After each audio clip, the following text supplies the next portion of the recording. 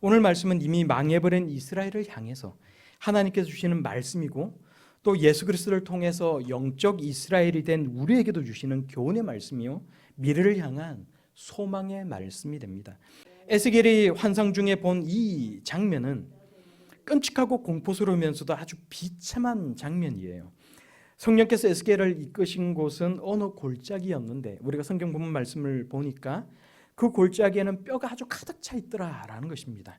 에스겔은 이런 마른 뼈들이 가득하게 널려 있는 그 사방을 지나다니면서 이미 살육당한 지가 너무 오래되어서 이제는 살점과 장기는 다 썩어 없어져 버렸고 그 뼈까지도 심하게 말라 비틀어져 버린 처참한 광경을 확인하게 되는 것입니다. 비참하고 소망이 없는 이 모습인데 그런 절망적인 모양새로 살아가야 한다는 것은 어쩌면 죽은 자보다도 더 비참한 살아있는 자의 고통일지도 모른다는 생각을 여러분 혹시 이 말씀을 보면서 그런 생각을 하지 않으세요? 우리가 세상을 살면서 푸른 초장, 실만한 물가와 같은 상황과 그 여건 속에서만 살아갈 수 있다면 여러분 얼마나 좋겠습니까? 그러나 시편 23편은 하나님께서 우리를 푸른 풀밭, 쉴만한 물가로만 인도해 주신다고 말씀해 주시는 것이 아니라는 거예요. 사망의 음침한 골짜기로 다닐지라도 주께서 함께하여 주시고 목자 되신 하나님이 주의 지팡이와 막대기로 우리를 지켜주신다는 것, 이것이 시편 23편이 우리에게 들려주시는 말씀이라는 것입니다. 우리에게 원수와 같은 존재가 있고 그래서 우리에게 끔찍한 고통과 아픔을 주는 일들이 일어난다 할지라도 하나님께서 우리의 목자가 되셔서 우리 평생에 하나님의 선하심과 인자하심이 있다라는 것을, 따른다라는 것을 우리에게 들려주고 있는 말씀이라는 거예요. 고통이 없다는 것이 아닙니다. 오늘 성경 본문 말씀은 범죄하고 하나님으로부터 등을 돌린 역사적 이스라엘 백성들에게만 해당되는 이야기가 아닙니다. 우리 삶의 한계, 우리 삶에 있는 우리의 결핍들, 우리 삶에 힘겹고 어려운 문제들이 여전히 있다라는 거예요. 이럴 때에서 나를 괴롭히는 상사나 동료들을 만날 수가 있습니다. 가족 중에 중병에 걸려서 고통당하는 사람이 있을 수가 있다는 거예요. 누군가에게 말 못할 큰 고민과 근심이 우리에게 있을 수 있다는 것입니다. 그리고 타락하고 범죄한 세상이 가진 그 한계와 그 파괴, 끊이지 않는 전쟁과 죽음들, 세상이 가진 결핍과 세상 속의 고통과 문제들을 우리가 마주하면서 우리가 생각해 볼 수 있어야 된다는 것입니다. 그리고 난 후에 구원과 소망에 관한 이야기를 나눌 수 있어야 된다는 거예요. 우리 영적인 이스라엘 백성들에게 주시는 구원과 소망을 찾을 수 있어야 된다는 것입니다. 마른 뼈들이 의미하는 것이 무엇입니까? 현실적으로나 물리적으로 절대 변할 수 없는 상황, 해결될 수 없는 문제에 찢겨진, 그래서 쓰러진 존재들, 그것이 바로 말라 비틀어져서 아무렇게나 너부러져 있는 그 뼈들과 그것들로 가득 찬 살육의 골짜기가 의미하는 것 아닙니까? 우리가 아무리 전쟁을 억제하기 위해서 핵무기를 만들고 국방비를 늘려도, 의학을 연구하고 과학을 발달시킨다 하더라도, 경제를 살피고 아무리 뛰어난 경제 관료를 세운다 할지라도 불강력적으로 터지는 전쟁은 막을 수가 없다는 것입니다. 질병과 사고로 죽는 사람을 막을 수가 없다는 거예요. 세계 경제와 한국과의 경제가 파탄되는 것, 내려앉는 것은 우리가 막을 수가 없다는 것입니다. 세상과 사람들이 어찌할 수 없는 한계가 여전히 우리의 삶 가운데 있다는 것입니다. 세상이 가진 본질적인 한계가 있다는 거예요. 내가 가진 절망적인 상황을 바꿀 수 없는 내가 가진 한계가 우리의 삶 가운데 있다는 것입니다. 하나님께서 이 한계를 보여주시면서 에스겔과 우리에게 물으십니다. 이 뼈들이 능히 살아날 수 있겠느냐? 우리가 3절 말씀을 다시 한번 함께 읽어보도록 하겠습니다. 3절입니다. 시작. 그가 내게 이르시되 인자야 이 뼈들이 능히 살 수 있겠느냐 하시기로 내가 대답하되 주 여호와여 주께서 하시나이다. 아멘. 주께서 하시나이다 라는 말은 모든 것이 하나님의 손에 달려 있습니다 라는 고백 아니에요. 살리시는 것도 주님이시고 살리지 아니하실 것도 주님의 주권에 달려 있는 것입니다 라고 고백하는 말이 주께서 하십니다 라는 이 말이라는 것입니다. 이 뼈들이 능히 살 수 있겠느냐 라는 이 질문에 살리는 그 행동의 주어가 뼈들이 되면, 내가 되면, 세상이 되면 결코 살아날 수 없다는 거예요. 그러나 하나님께서 주어가 되시면 하나님께서는 능히 살릴 수가 있다는 것입니다.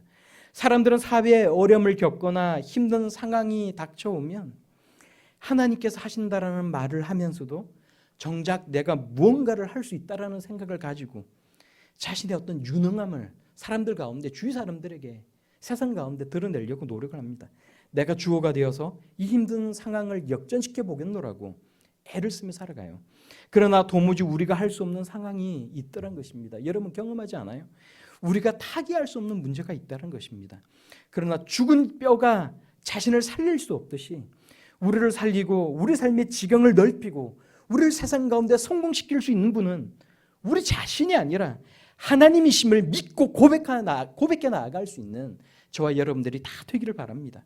하나님의 주권과 하나님의 능력을 믿고 살아갈 수 있는 성도들이 다 되기를 바랍니다. 하나님은 이렇게 소망 없는 이스라엘과 소망 없는 우리의 삶 가운데 소망이 있다고 말씀하십니다. 하나님께서 우리에게 말씀하시는 거예요. 너희가 살아나리라. 그런데 이 역사적인 이스라엘 백성들, 우리 영적인 이스라엘 백성들이 살아날 수 있는 방법은 사람들이 생각해내고 사람들이 고안해낼 수 있는 그런 방법이 아니라는 것입니다. 하나님께서 하신다는 거예요. 하나님께서 이루어 가신다는 것입니다. 우리를 살리시고 생명력을 주시고 우리를 소생시켜 주시는 분은 우리가 아니라, 세상이 아니라 하나님이라는 것입니다. 그리고 살아나는 것은 외형만을 갖추었다라고 해서 되는 것이 아니라는 거예요.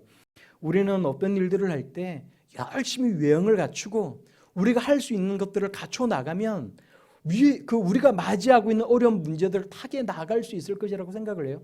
재정적으로 어려움이 있으면 빚을 지든지 은행에 가서 돈을 빌리든지 열심히 재정적인 문제를 타개하면 지금 당장 우리가 맞닥뜨리는 문제를 해결할 수 있을 것이라고 생각을 합니다. 우리가 질병이 생기고 아픔이 찾아오면 큰 병원을 찾아가면 우리는 그 문제가 해결될 수 있을 것이라고 생각해요. 그러나 외형이 갖추어졌다고 해서 그 속에 생명이 있는 것은 또 별개의 문제라고 하나님께서는 말씀하고 있다는 거예요. 하나님께서 주시는 생명력이 없으면 여전히 소망이 없는 사람, 죽은 자일 수밖에 없다고 이야기를 합니다. 숨을 쉬고 있지만 여전히 가망이 없는 사람이 될 수밖에 없다고 하나님께서는 우리에게 말씀하고 있다는 거예요. 하나님께서 주시는 생명력으로 살아갈 수 있는 저와 여러분들이 다 될 수 있기를 바랍니다. 예수님께서 이로부터 수많은 시간이 지난 뒤에 이스라엘 땅에 우리를 위해 찾아오셨습니다. 예수님께서 우리에게 말씀하시는 거예요.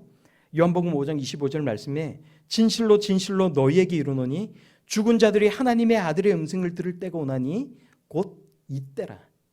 듣는 자는 살아나리라. 하나님을 알지 못하고 살아도 죽은 것과 같이 살아가는 하나님을 알지 못하던 세상 백성들에게, 세상 이방인들에게 예수 그리스도를 통해 복음이 찾아왔고 예수 그리스도의 그 음성을 듣는 자는 죽었으나 죽은지를 모르고 살아갔던 그 상태에서 살아나리라. 하나님께서 우리에게 말씀하신다는 거예요. 그리고 죽은 나사를 살리시고 무덤에서 나오게 하신 그 예수님께서 우리에게 뭐라고 말씀하시는 거예요? 내가 믿으면 하나님의 영광을 보리라 말씀하신다는 것입니다.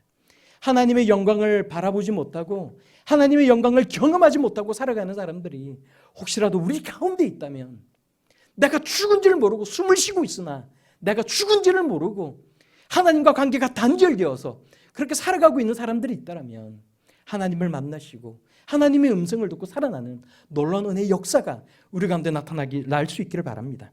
우리가 성경을 보니까 하나님께서 그렇게 말씀하시고 난 뒤에 뭐라고 또 우리에게 말씀하시는 거예요? 우리에게 세상을 향해 하나님께서 살리시는 것인데 하나님께서 그저 우리에게 이루어 주실 것이라고 생각하고 그냥 넋놓고 살아갈 것이 아니라 우리에게 맡겨주는 사명이 있다는 거예요. 하나님께서는 하나님의 일을 하실 때에 하나님 홀로 일을 하시는 것이 아니라 하나님께서 만드신 법칙이 있는데 그것은 우리와 함께 일을 하신다는 것입니다. 에스겔을 부르신 하나님께서 우리를 부르시는 거예요. 그리고 하나님께서 뭐라고 말씀하시는 거예요? 그 뼈들을 향하여 대언하라 말씀하시는 것입니다. 세상을 향하여 대언하라 말씀하시는 거예요. 대언하다라는 이 말은 말 그대로 하나님을 대신해서 하나님의 말씀을 전달하는 것입니다. 하나님은 그런데 우리 자신에게도 대언하라 말씀하십니다. 우리 자신을 향해서도 우리가 대언할 수 있기를 바라요. 내 영혼아 여호와의 말씀을 들을지어다. 나의 영혼아 잠잠히 하나님만 바라라. 물은 나의 소망이 그로부터 나온도다. 내 영혼아 내가 어찌하여 낭망하며 어찌하여 내 속에서 불안해하는가. 너는 하나님께 소망을 두라. 그가 나타나 도우심으로 말미암아 내가 여전히 찬송하리로다. 시편에서 말씀하시는 너가 누구예요? 말하고는 자기 자신의 영혼을 향해 하는 얘기 아닙니까? 우리 자신을 향해서도 말을 할 수가 있어야 된다는 것입니다. 우리 자신을 향해 대언한다라는 것은 하나님의 능력을 믿고 확신하기 위한 것입니다. 내가 믿고 확신하지 못하는 것을 어떻게 다른 사람을 향해 말을 할 수가 있겠습니까? 하나님의 살아계심과 하나님의 능력을 믿고 확신하며 살아갈 수 있는 저 여러분들이 다 될 수 있길 바랍니다. 그리고 하나님은 우리 자신에게 이 세상 속에서 기쁜 상심에 빠진 우리 형제 자매들에게 하나님의 말씀을 대언하라 하시는 거예요. 하나님의 능력이 세상을 살리고 우리를 살릴 수 있기 때문에 그렇습니다. 환상 가운데 하나님께서 말씀하시는 거예요. 그들이 곧 살아나서 일어나 서는데 극히 큰 군대더라라고 말씀하시는 거예요. 이 큰 군대라는 것이 의미하는 것은 우리가 아무리 힘들고 절망스러운 환경 가운데 놓여 있다 할지라도 하나님과 하나님의 말씀을 우리가 굳게 붙들면 그렇게 큰 군대와 같이 무너뜨릴 수가 없고 넘어뜨릴 수 없는 강력한 힘을 하나님께로부터 우리가 얻을 수 있다고 말씀하시는 거예요. 이제는 바벨론 군대에 무너져서 이스라엘이 망하고 말았지만 하나님을 믿고 나아갈 때 하나님의 말씀이 우리 속에 대언되어져서 선포될 때 우리 교회를 향해 선포될 때 결코 무너질 수 없고 넘어질 수 없는 강한 하나님의 나라가 될 것이라고 우리에게 말씀하여 주신다는 것입니다. 그러므로 여러분 오늘 이 말씀을 통해 우리가 살아날 수 있기를 바랍니다. 무기력한 믿음을 갖지 말고 세상에 눌려 살아갈 것이 아니라 극히 큰 군대와 같이 강력한 힘과 능력으로 세상 가운데 살아갈 수 있는 저와 여러분들이 다 될 수 있기를 바랍니다. 활기 넘치는 생명력으로 새로운 한 주간을 지낼 수 있는 저와 여러분들이 다 되기를 소망합니다. 하나님께서 우리에게 말씀하시는 거예요. 너희가 살아나리라. 그리고 말씀하십니다. 너희는 가서 대언하여 마른 뼈가 살아나게 하라. 우리를 살리시는 하나님께서 우리가 비전을 가지고 가서 대언할 때 하나님의 말씀을 선포할 때 마른 뼈들이 살아나게 하십니다. 죽은 것 같이 미미했던 우리의 생명력이 살아나게 하십니다. 절망과 외로움, 두려움이라는 무덤에 갇혔던 우리의 삶에 하나님께서 소망을 주시는 거예요. 미래를 여시고 생명의 길로 우리를 인도하시는 것입니다. 하나님의 말씀을 들을 수 있기를 바랍니다. 하나님을 신뢰하며 살아갈 수 있는 저와 여러분들이 다 될 수 있기를 바랍니다. 하나님께서 우리에게 주시는 이 말씀을 통해 우리의 미래, 세상의 미래를 상상하며 살아갈 수 있기를 바랍니다. 그 상상력이 우리 삶의 비전이 될 수 있기를 바랍니다. 하나님께서 하시는 거예요.